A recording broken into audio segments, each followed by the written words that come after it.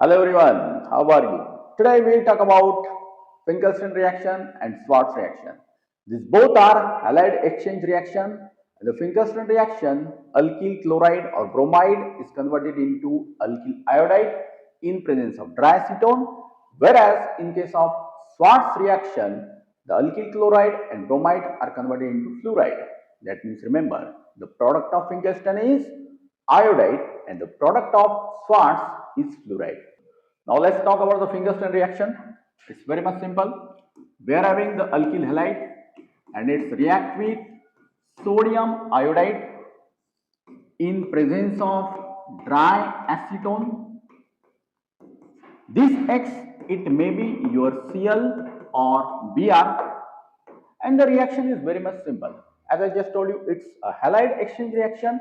So that means this X will replace by the I and the X will combine with Na. The byproduct will be NaX. Actually, we get the PPT of NaX, NaCl or NaBr, and the main product is what? Alkyl iodide. So in this way, from alkyl chloride or alkyl bromide, we get the alkyl iodide. Now remember, the role of dry acetone is so much important in this reaction. Dry acetone means what? Without water. If water is present, then there may be chances of hydrolysis reaction or any other side reaction may take place. So to avoid this, the acetone must be dry. Then second point, acetone is a polar aprotic solvent, and in polar aprotic solvent, these both alkyl halide and sodium iodide are so much soluble. They are dissolved completely. This facilitates the reaction to proceed in a forward direction. As compared to NaCl or as compared to the NaBr, which is formed as a byproduct here, the solubility of NaI is much more in acetone. Because of that, the reaction proceeds in a forward direction. So I hope so you understood this reaction. Now let's talk about the Swartz reaction. This is also exactly same as that like of Finkelstein reaction. It is also halide exchange reaction. Let's see how the reaction takes place. We are having alkyl halide and it reacts with AgF, silver fluoride.